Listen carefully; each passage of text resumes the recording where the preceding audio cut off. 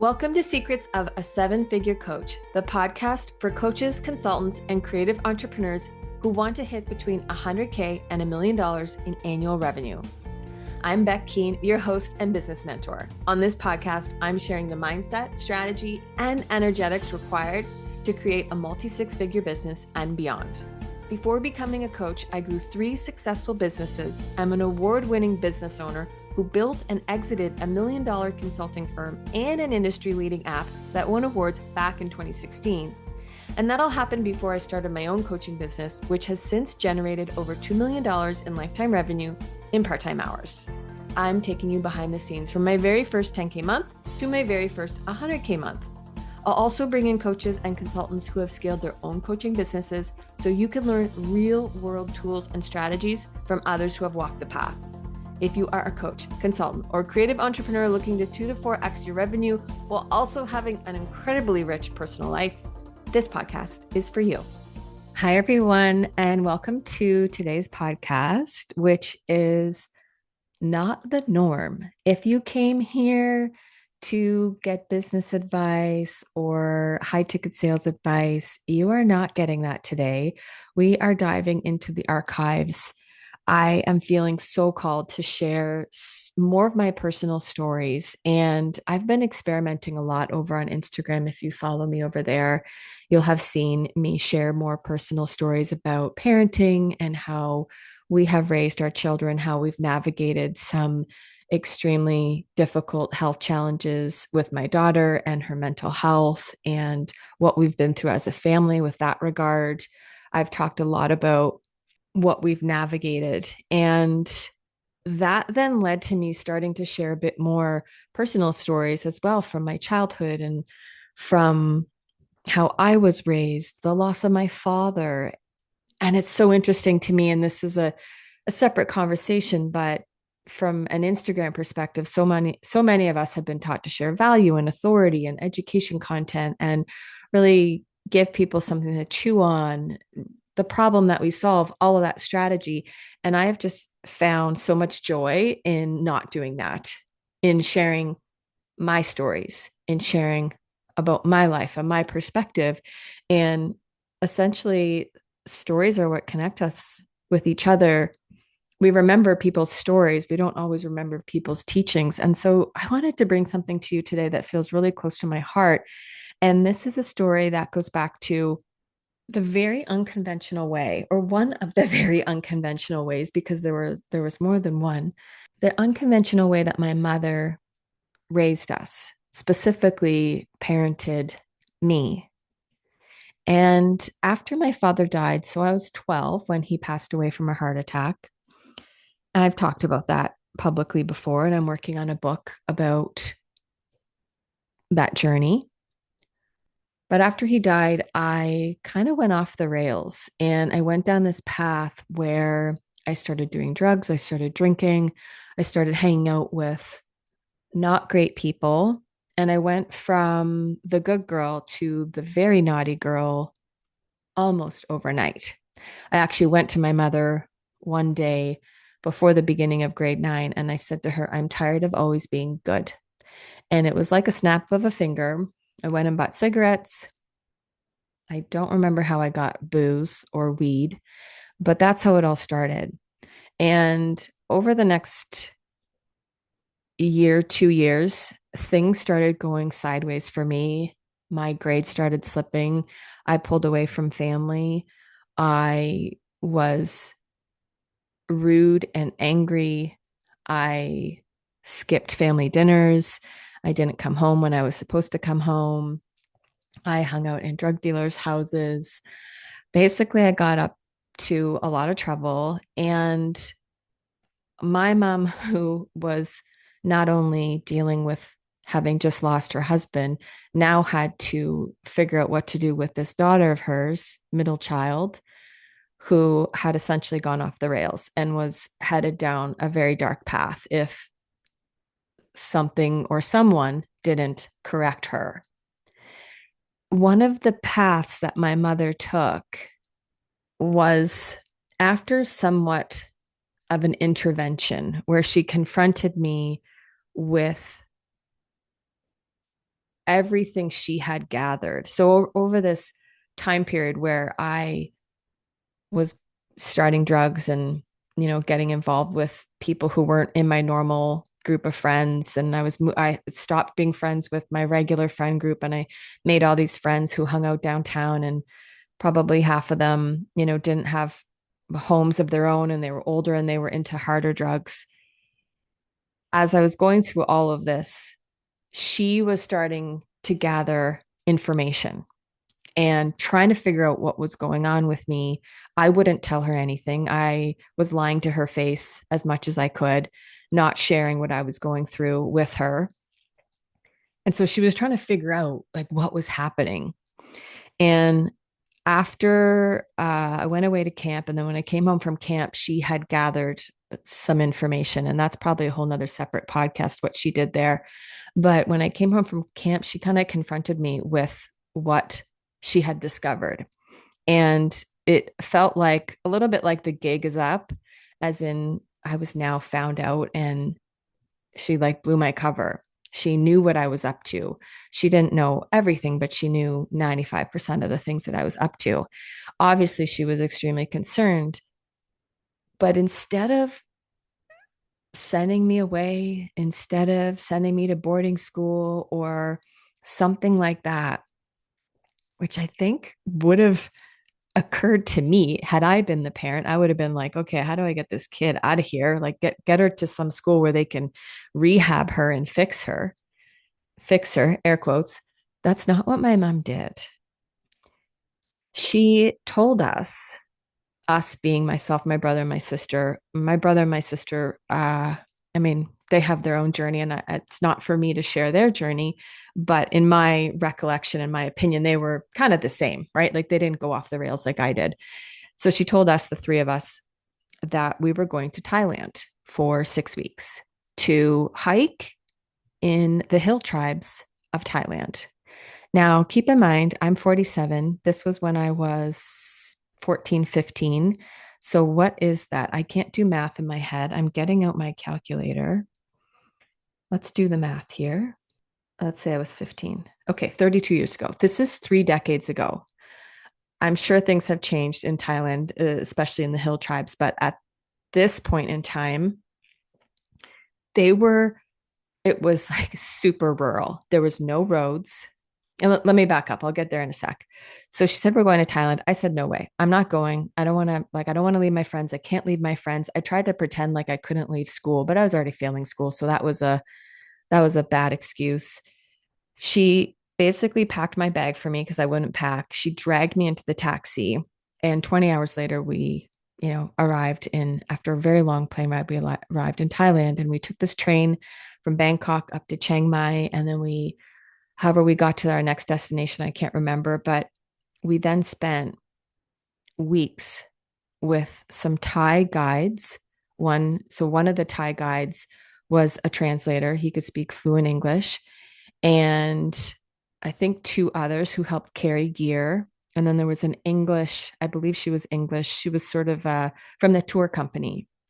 And then it was our family and just a couple others, if memory serves me right. We were rural. The villages that we visited didn't have roads to them. They didn't have electricity. There wasn't like commerce or merchants. You couldn't buy anything there. Like, really picture, I can't even think of a movie that I could tell you to go watch to see what it was like, but it was unlike anything I had certainly ever experienced. And I'm experienced in camping in rural Nova Scotia and canoeing in Ontario. This was days and days upon hiking to get into these small, tiny villages where there was a chief for each village. And let's say there's probably a few dozen people in each village. And we would hike from one to the next, sleeping in the chief's home, which was a thatched hut above ground. The pigs and their other animals and their chickens all ran underneath these huts. The men would go off hunting during the day to catch food. The women would make rice noodles and look after the babies and sew clothes.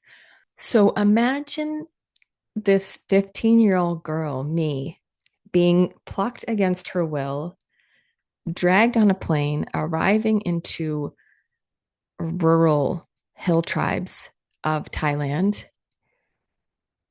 No electricity. I mean, we didn't even have phones back then, so that wasn't a thing. Wi-Fi wasn't even a thing. We weren't thinking about that. Had no access to any communication. We were walking for, I don't know, 6 hours a day to get between village to the next village. And what happened to me over that 6 week period was pretty miraculous because for a girl who didn't want to leave to who I became during those 6 weeks, and it wasn't even that I became, it's like I unwound. So everything that I had started to get up to and start to do in this world I had created for myself in abandoned buildings and hanging out with homeless people and doing, pot and smoked a lot of hash and did acid. And I was thinking about doing harder drugs, which luckily I didn't get wrapped up into really because my mom caught things. And these people, like money wasn't even a thing. These people essentially had nothing. There was never any exchange of money. We couldn't buy anything there. We were staying with them, presumably the tour company. Must have been some arrangement there. I just remember feeling like these people have nothing, and yet they were the happiest people I had ever met. And we couldn't communicate with them. They spoke their different dialects, and we spoke English. We would play games with the children, card games, sign language games. We would stay up late at night with the different Thai guides who were with us and play different games. We taught them, I can't remember, I think we taught them like crazy eights or bullshit or something like that, or asshole or one of those games. And one night, like sleeping out in the jungle, we caught and roasted squirrel. Like this was basic living. And it was, I don't know if it was the first week or the second week or the third week, but it was like I felt myself coming back alive. And there was these waterfalls we would stand under and bathe under and sleeping under these stars. And it's like I reconnected with the part of me who I used to be, who I was before I went off the rails, who I was before my dad died. And I had taken this path that wasn't a great path. And my mom just had the wisdom to know that taking me out of my everyday environment would expose me to something completely different. And it would expose me to something that was bigger than this little world I was creating with this friend group who wasn't good for me, with these people who had no goals and no dreams. And, at that time, I had surrounded myself with people who weren't going anywhere in their life. And so you're the sum of who you surround yourself with. And if I'd stuck with that friend group, I also wouldn't have gone anywhere in my life. So mom essentially plucked me out of that environment. And I saw, and she probably didn't even know the impact to which this trip would have on me, but it was transformational. It changed my life. And I saw this way of being and this way of living and this way of the happiness, the joy. And up until when my father died, I mean, I hadn't experienced any else. I hadn't really experienced anything negative or traumatic in my life. We had a really beautiful childhood. And I think that's why it was such a split for me, is because we went from this perfect family of five, and all of a sudden now our anchor was no longer there, my dad. And it was like everything I knew just fell apart. And so I needed to find this other path for myself because what we had was no longer there. And I felt like I was flailing. And I also was so overcome with emotion, and I didn't know what to do with that. I didn't know what to do with my feelings. And so I think drugs and alcohol was probably a way for me to escape and numb what was inside of me, that grief, that hole that is left when someone dies. And so in Thailand, I started finding parts of myself again and reconnecting to this bigger path and this greater purpose. And I started having thoughts of the future and who I wanted to be and what I wanted to do with my life. And I remembered, I've always wanted to be a mother. Oh, that's the one thing. The one thing I've always known is this desire to have children. And I could see that in the women in Thailand and the babies that they would strap to my back so that I could carry them around in the village. And it was so much more than, okay, I want to be a mom. Like I want to do something bigger. Like I am meant for more. I am not supposed to live this small little pot induced life and drinking every night with these people in cemeteries and abandoned buildings in Halifax, Nova Scotia. Like that's not that's not my path. And by the end of the 6 weeks, I sobbed because I didn't want to leave. I actually wanted to stay and marry a Thai man and have babies. That's how much I fell in love with the place. And mom was like, you know what, Beck, if you still feel that way, you come back when you're 18, right? Like, come back, finish high school, and then you figure out your next steps. When we came back to Nova Scotia after that trip, I wasn't back in school for very long. It was my grade 10 year at this point, and my friends were all still there. They were all still doing the same things. I had gone through this massive transformation. I no longer wanted to be the girl who smoked drugs and dropped acid during the school day, but I was having such a hard time being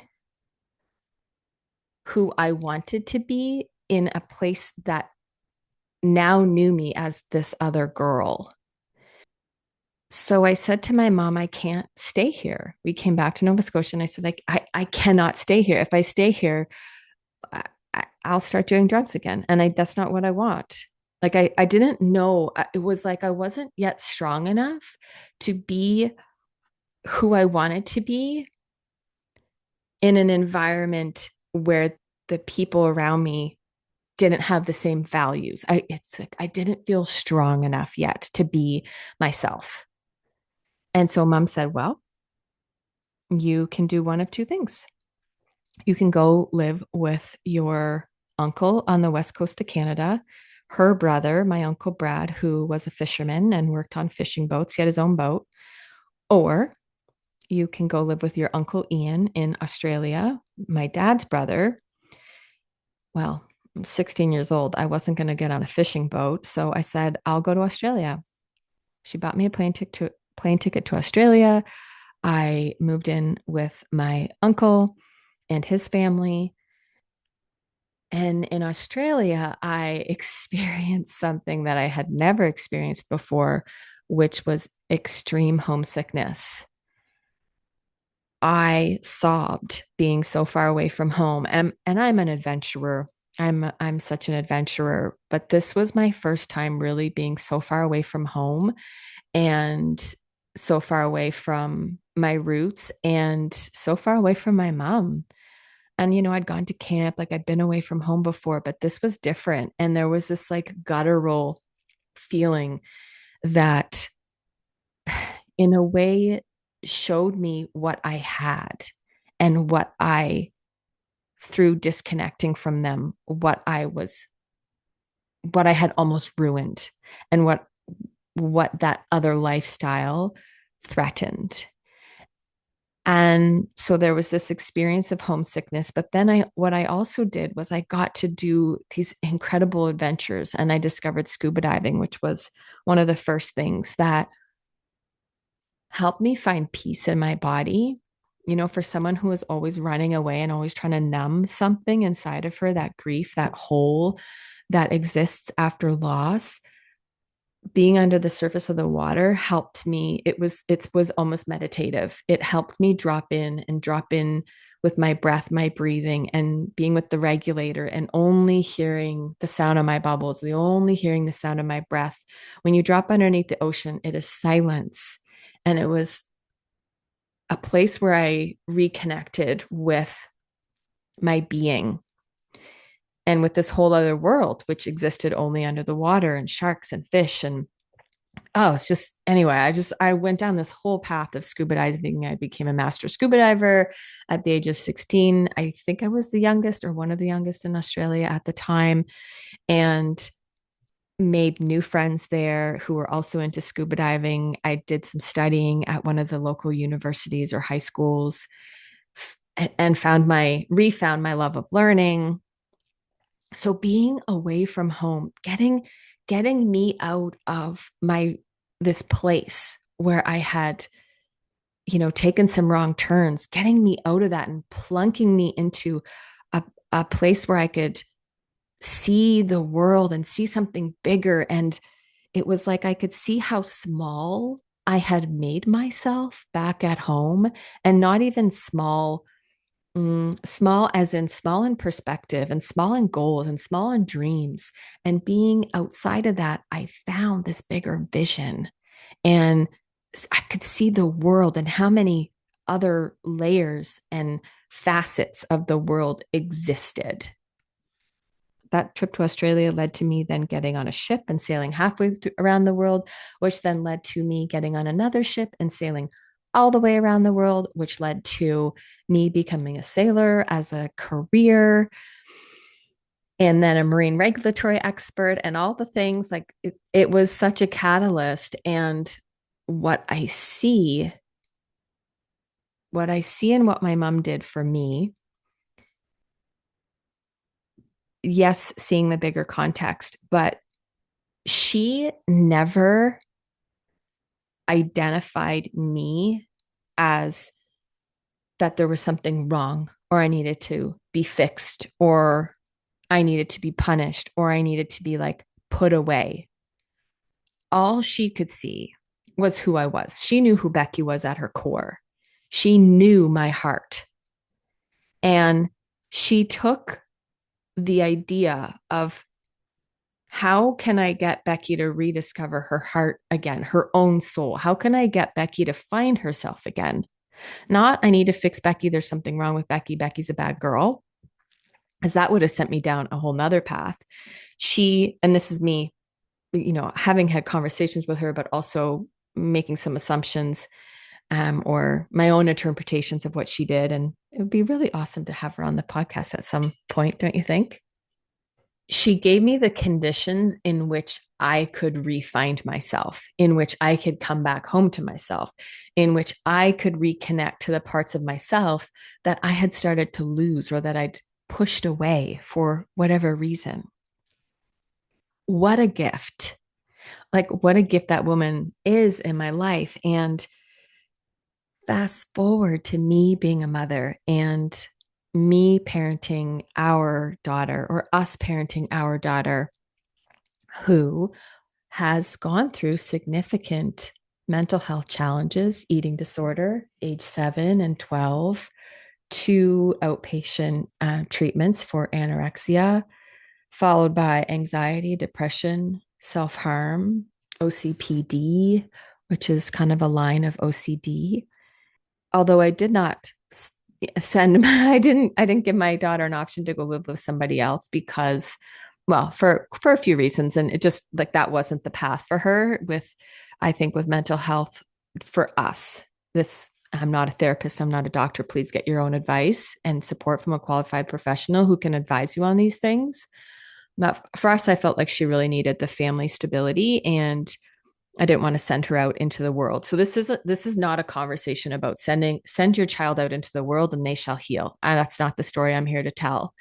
I'm here to tell the story of, what does your child need to thrive?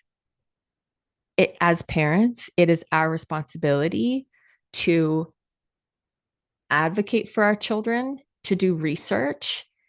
I think about my mom. She was talking to police officers, guidance counselors, my teachers, my friends' parents. She was doing all kinds of research and trying to figure out what was going on. For me and my story and parenting our daughter, I was talking to psychologists, psychiatrists, coaches, books, like read every book I could on different subjects, asking questions, going to therapy myself, getting my own therapist to have these conversations with, so that I could be the best parent for this child. And especially with mental health, which feels very much like it's coming from the child because the behavior is coming out of your child. It's not actually your child. It's a disease, it's an illness, it's like an entity. And so, in the same way that my mom didn't make me into the bad girl who was doing drugs, who needed to be punished, she saw this as something like that had infiltrated my system. And how do we get this out of her system? How do we give something else? How do we let something else come into the system? And so for me, and parenting our daughter, I never saw her as this sick child and someone who needed to be fixed.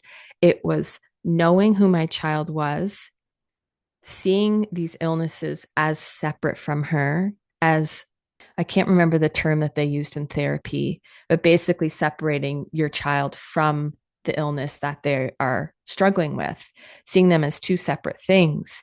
And so the behavior is really coming from the illness. And so we have to treat the illness, and then kind of the child will return back to us. And understanding then, what is it your child needs to thrive? What is it your child needs to heal? And this is something I will, they say on social media, like hills I will die on. This is a hill I will die on. And it is that our one of our responsibilities as parents is to be that advocate for our children and to figure out what are the conditions in which my child can thrive. Because the whole time with my daughter and parenting her, I never saw her as this like sick or ill person. I saw this disease that had infiltrated her brain. I was fighting the disease. I wasn't fighting her. I was fighting the disease that had infiltrated her brain. And to separate that and to find the treatment and the healing path for that, which for us, spanned almost 10 years from the age of 7 to 16, maybe 17. She's been really, let's say, stable and really in a good place for the last couple of years, which we're really grateful for. And I will record a separate podcast about what we did and what our healing journey was like, because I've been having a lot of conversations with people over on Instagram who have asked questions about that. And I do want to talk more about that. I'm working my way up there to record a podcast because I believe this information needs to be shared. But what I wanted to say for the context of this podcast and today's story, where you heard about how my mom, took me out of my existing world and put me into a new world where I could refine myself again and find the parts of me that I'd lost. She never gave up hope. And this is the part that's going to make me emotional, because one day when I was driving my daughter home from the ski hill, she had joined a snowboarding team when she was, I can't remember, 14, 15. And she had taken a really big turn for the better. And we'd sort of battled some aspects of her illnesses. And she was feeling a lot better. And she's like, Mom, I finally feel like I'm not drowning anymore. And I was just like, oh, I'm so happy for you, honey. Like, what do you feel like has really helped? And she said, well, one of the big things has been you. And you always gave me hope. You always gave me hope that I could get better. You always gave me hope of a future. You always made me believe that I could feel better. And that's the connection point that I see between the way that we've parented our daughter and treated her and her journey, and how my mom looked at me and my journey. Was she always saw me as the being that she knew. She always saw me as Becky, like this fiery little spitball of fire, the version of me that she gave birth to. And I just think it's such a shame when parents kind of give up on their children. And I don't mean a shame as in shame on you. And you know everyone's story is different. I'm not here to judge anyone else's story, but I do think we need to, I'm just going to say, I'm not going to say what we need to do. I'm going to say what worked for us. And what worked for me is seeing my child as having the capacity and capability to heal, and then asking myself, what are the conditions in which I can help her thrive? And what does that path look like? And, something else, which I'll talk about in another episode, is it's not our job to prescribe our children and say what their healing should look like, or it's not our job to like fix them or treat them. It's our job to love them, but it is our job, especially if they're little. And, take in consideration, my daughter was 7 when her challenges started. So I was a big part of what her healing path would look like. And that might be different for you if your child is older and they have more autonomy and they have to make their own decisions. But I always believed that she would get better. There were nights where we were wringing our hair out and where we wondered if we would ever be here, if she would be here in 2026, if she would be on earth, able to go to school, which is where she is now. She's away at school. She's thriving at university. There was definitely times where we weren't sure that that was going to happen. So I'm not saying I didn't have doubts. There were doubts, but at the core, like the core of me knew that there was a path forward for her. And I never wanted to see her as sick or that there was something wrong with her. There was an illness and we needed to battle the illness. And so, what do I need to do to battle the illness? And that gave me so much strength when strength was low. For many years in my 20s, I sometimes questioned or second guessed the way that my mother had parented us or parented me in particular, thinking maybe she should have sent me to therapy or some boarding school or something like that. And it's now that I see that her very wise, perhaps unconventional way of raising us was so smart. And, she had to navigate that all on her own. I at least had my husband to brainstorm and talk things through. And there were 2 of us to back and forth with our daughter's journey and her healing and what that was going to look like. Society often prescribes formulas, and you might feel pressured to follow a certain formula for your child. I know for us, we had to, with the help of professionals, create her formula. The help of professionals and the help of her was figure out what that path was for her and what that formula was going to be for her. And this takes time, and it takes patience, and it takes resilience, and it takes you always believing in your child. And I am so glad that I had my mom who believed in me all those years. And whether it was direct or indirect, it has certainly helped me always believe in my child. So that's the podcast for today. Feels really vulnerable and messy for me to share all of that with you, because it's not packaged, it's not positioned, it's not connected to my business. It's not some tip you can, take and implement and make a high ticket sale. But for whatever reason, I'm really just feeling called to share some of these stories. And so if you listen to this and you listen to my long-winded story and you followed along and you got value and you heard something for yourself, you got a takeaway from this, would you come into my DMs on Instagram and let me know? Because I'll share more stories like this. I have hundreds. I have a very crazy past, and I'd love to share more. And I'd also love to hear from you and see if it resonated. So, dear listener, thanks for listening, and I'll see you in the next episode. Bye.